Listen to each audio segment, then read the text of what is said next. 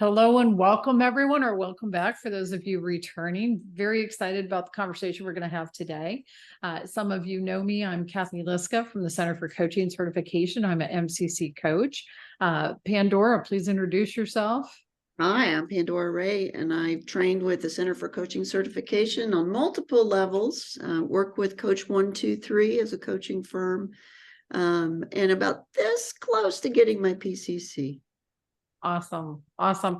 And for the star of our show, I'll give you a little bit of background. Cheryl Proctor Rogers did her initial coach training with us, and so that's pretty exciting.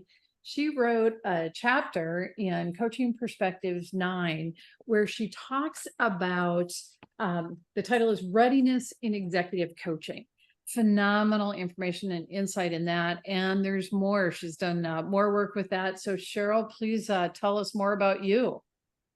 Well, thank you so much for this invitation to talk about something that I'm passionate about, readiness in executive coaching. I have spent the last 43 years as a public relations and business strategist and executive coach.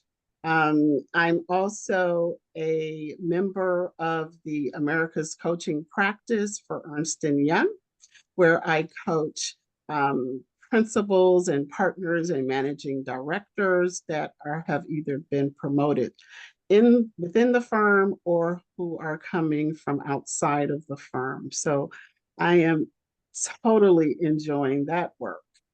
I am also vice chair of the International Coaching Federation, and I serve on the editorial board for Choice, the magazine for professional coaches.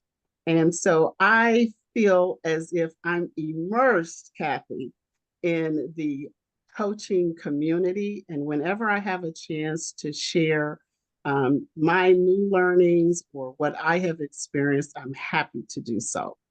That's awesome. That's awesome. And in setting up the conversation, we were talking about the two different sides of readiness for coaching, the coach being ready for coaching and the client being ready for coaching. And so we'll explore both of those in this conversation. And the first question, what does readiness mean?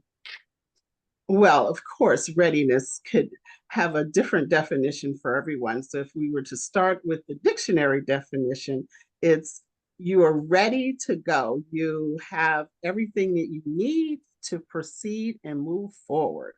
And so when we think of it in the context of coaching, it is how willing and open are you to a process that can tap into some of those soft spots within us, and where are the opportunities to have the mindset to invite new learning and to create new insights that could absolutely change your behavior and your beliefs. Thanks. So from the perspective of a client, how does a client know whether or not they're ready to work with a coach? Oh, all they have to do is just reach out to a coach and say, hey, I'm ready. Of course, I'm being you know, many times a client will do just that. They've heard that from a colleague, or maybe they've read some article that talks about how fabulous coaching is.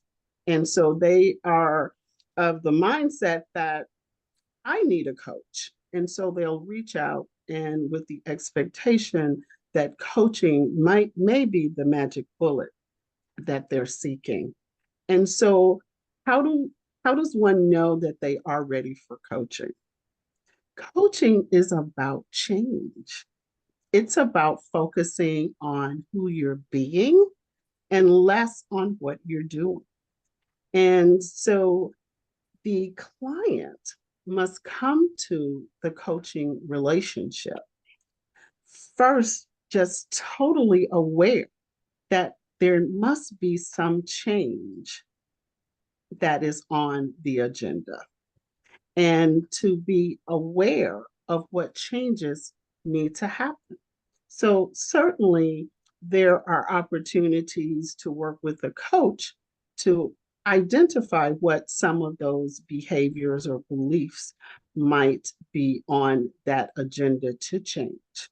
But first, being aware that coaching is about change and transformation.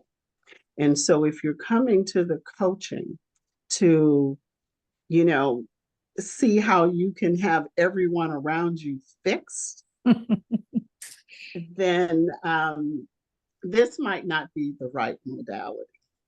Secondly, after there is that understanding of awareness for change, there must be that willingness to invest the time and effort towards any actions or any work that must be done.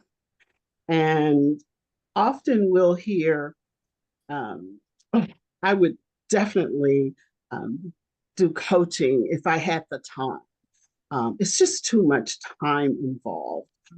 There's these regular coaching sessions, and then there's these actions." And so usually when I'm confronted with the idea that there's no time for coaching, I have a little statement that I'd like to share Yeah. with those who are listening in. So there's 24 hours in a day, 7 days in a week. That's 168 hours in a week. Let's say you work 60 hours, you sleep 56 hours. That leaves 52 hours in the week. That's 7.5 hours a day. What are you doing with that 7.5 hours that you can't devote 30 to 45 minutes to you, the investment in you for coaching? And usually that, what? What? 7.5 hours? I said, yeah, I know you've got to eat. Maybe you'll go to the gym. And let's say that you only have 4 additional hours after you've taken care of all of your personal business. What are you doing with that 4 hours? Are you investing it in yourself? And so this willingness to invest the time is important, because you can be totally aware that something needs to change and that you'd like to create some transformation for yourself. But if you're not willing to invest the time and the effort, and some would even say money, and I say time is money, so it doesn't matter if you're actually paying or not,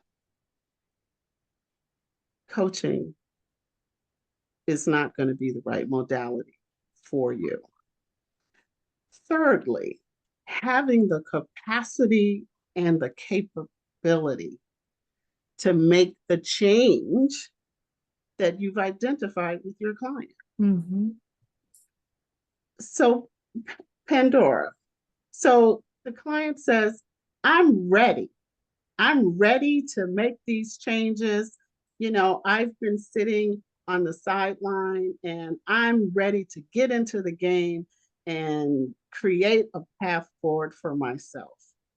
And I am going to honor this appointment on the calendar, and I am going to devote the time. But do they actually have the capacity? Yeah. And capacity is a moment in time.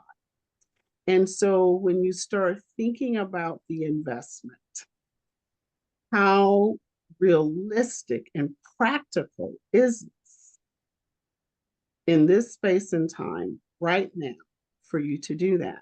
And then again, here comes that, what are you doing with that 7.5 hours a day? And so is it realistic that some will not have the capacity at this point in time? Absolutely. So we talk about capability. Yeah, you can have the awareness.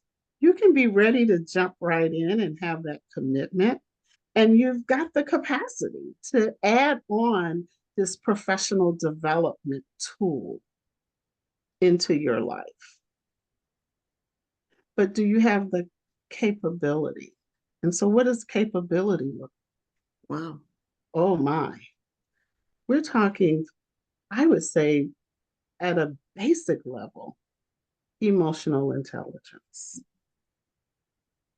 Being aware of how your emotions are driving your decision making, the way you communicate, and how you lead teams. Also, capability is centered around your values. How often do we ask a client, what are your top values? I ask for the top 5 because I can't ever take off my public relations and marketing hat. And so I'm always thinking about personal brand. And if you tell me you've got 20 values, then how are we gonna position that within the organization, or position that with your family? So what are the top 5 that you have decided that you really want to have as part of your personal brand? And so knowing your values, understanding your talents, these are some of the key components to understanding and developing the capability to be able to engage in some coaching conversations.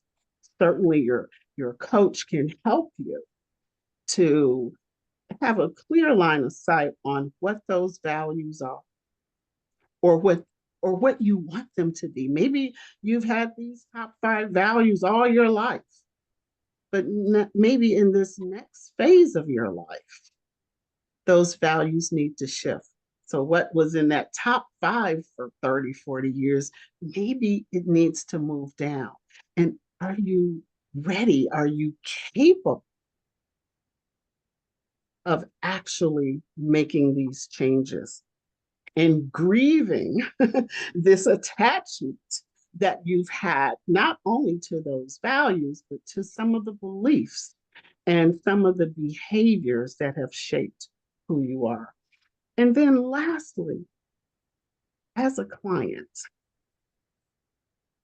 are you able to see a future with you in this new behavior, these new beliefs? And if the client just can't even imagine life without these limiting beliefs and behaviors, they're not going to be ready for coaching. I'm riveted on the edge of my chair, and I'm being a grand student. As you were talking about those 7.5 hours, my question was, what's the value of those 7.5 hours, of those activities? What values? And then you just shoot right into, what are your top 5 values? And then what do you want visioning to be like in the future? What do you want it to look like? I got chills there, Cheryl. I got chills. Thank you for that. And so for the client or potential client, having that clarity on how you think about the next phase in your life. Because once you start coaching, it doesn't matter if it's, if you've been in the same position for 10 years and the answer to the question of what's next is, well, I'm going to keep doing what I am doing. Mm. We're not talking about that physical, or that title. We're talking about who you're being at your core. And how could your life be different if you were really in flow? And in flow meaning having that high emotional intelligence, understanding how your values, your talents, your strengths really converge to create who you are today, and how you could transform yourself at any moment. You don't need a life event to transform yourself. It doesn't have to be that, oh, I just got married, or I just had a baby, or I just graduated from college, or I'm just moving into the C-suite. There is nothing written anywhere, and Cathy, you can tell me if I'm wrong, that says that you must have coaching when you're having a life event. Coaching can come into your life at any time, but you must be ready. Yeah, being ready for sure. Absolutely. Love it. So let's bring in the other side of it. Okay, client being ready. For a coach, how are you ready to be a coach? Well, Cathy, I'm going to go back to my early PR days when public relations was really emerging into a solid profession.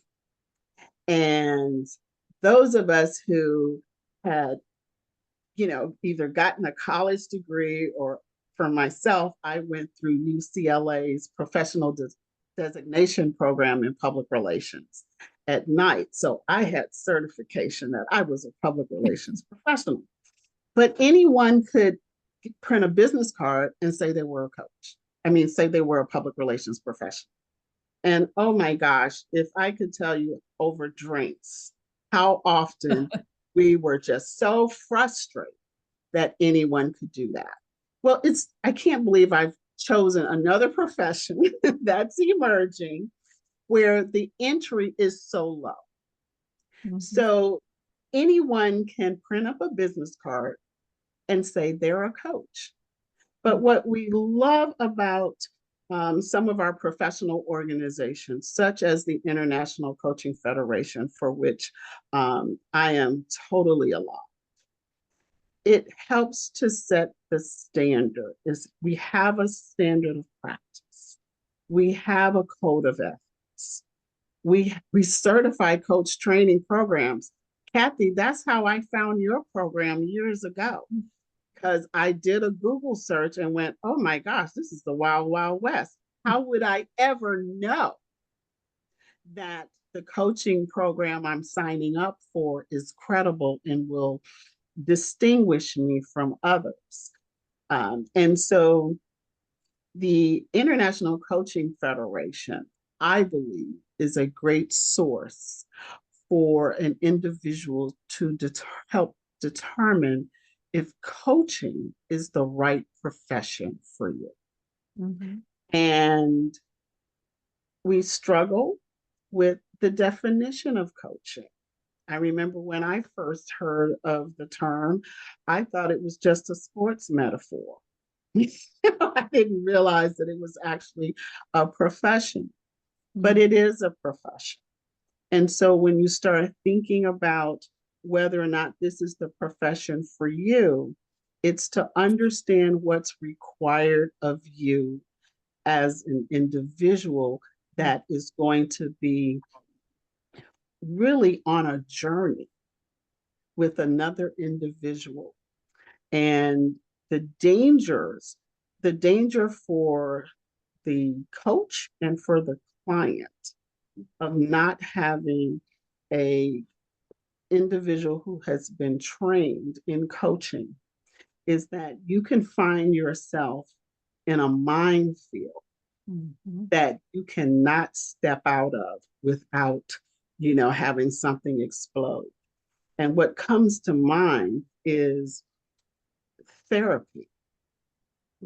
Now, I always explain to my clients the difference between coaching is taking you from where you are, moving you forward towards your goals. Therapy is unpacking your past and staying there long enough to move you towards some goals. And I do tell them that while I'm not a therapist, I'm not trained, that's not my modality, sometimes coaching can feel like therapy, but we'll never stay there very long because that's not our training. Mm-hmm. And so understanding the difference between coaching, therapy, mentoring, and counseling is really going to be important before anyone decides whether or not they want to even sign up to be a coach. Are there individuals who have not been trained that are doing great work in service to their employees or their clients? Maybe they've done self-study, they've read a lot of books, they've taken some training. Absolutely. But what we're talking about here today is a higher level of understanding. And that higher level of understanding and um, training, um, earning a credential. You know, Cathy and I are both master certified coaches with the ICF. There's only a little over 1,300 of us in the whole world that hold this credential.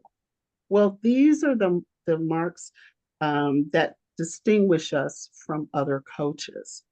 And so when you start thinking about whether or not you're ready to be a coach, kind of goes back to the same four stages of readiness for a client.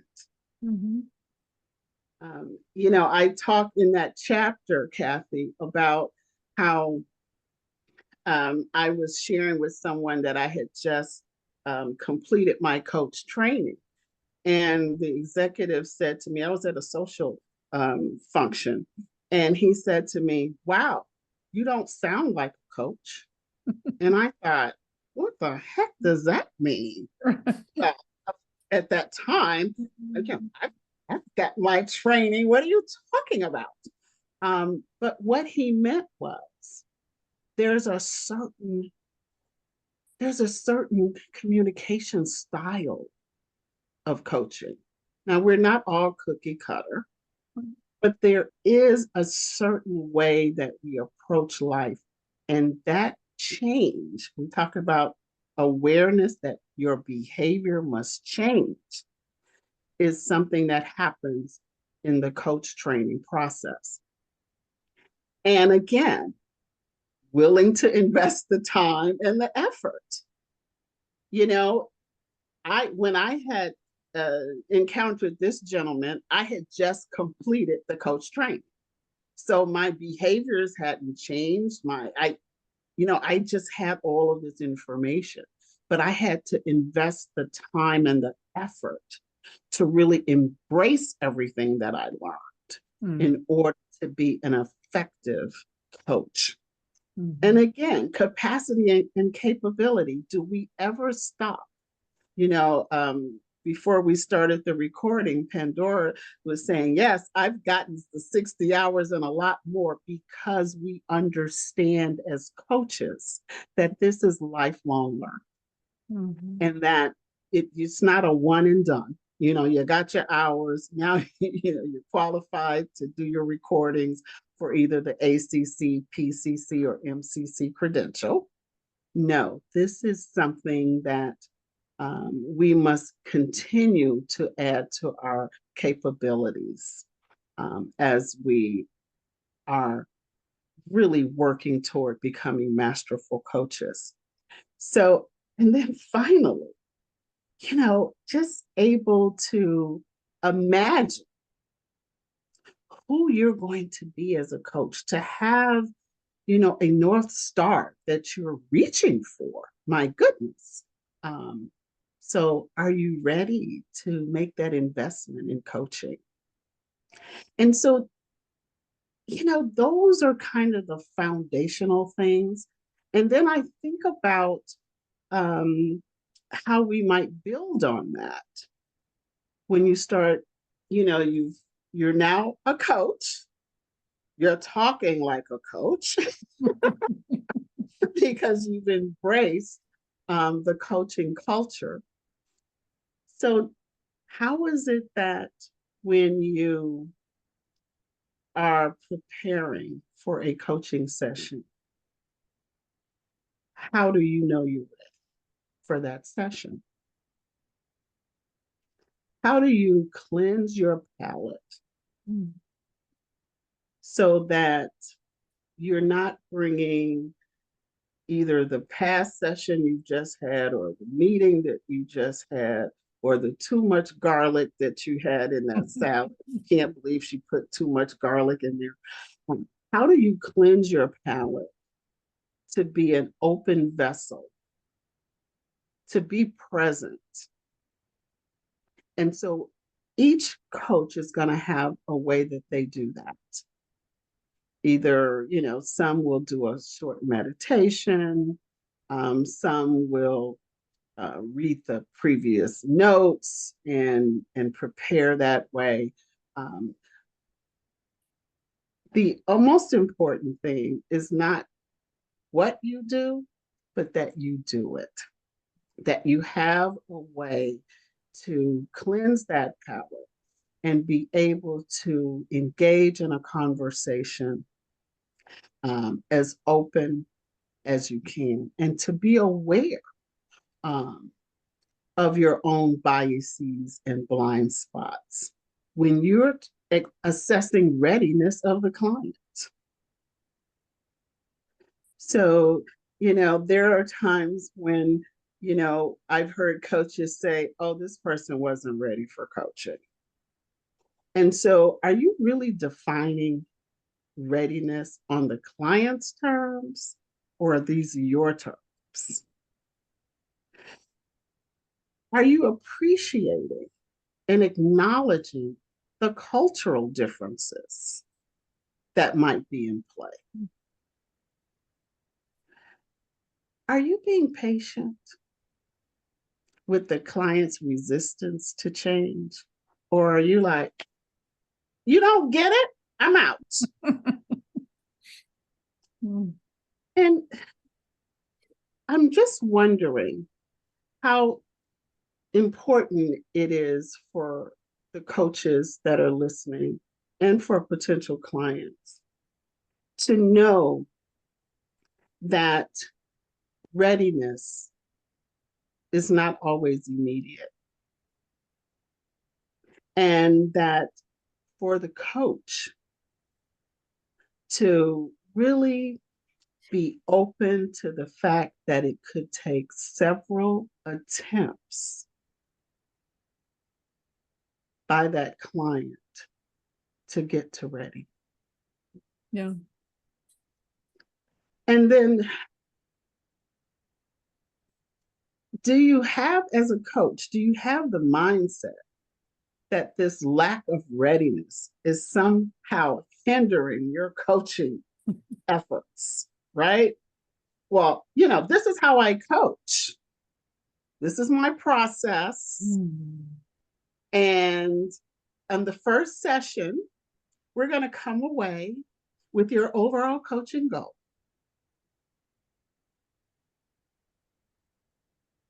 The client might not be ready. Right. And as a coach, we talked about the change of behavior and mindset as coaches. Accepting that we're human and that we're complex.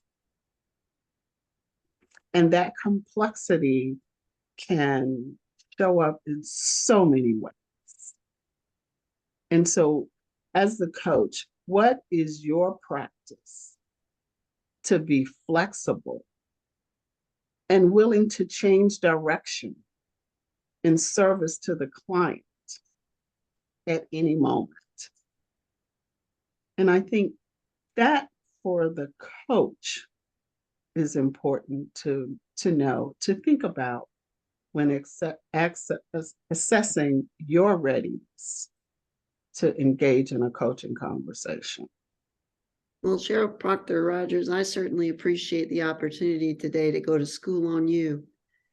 Man, have you given me something to think about and ponder the complexity of it all. And it just resonates with me internally and externally too. But thank you so much.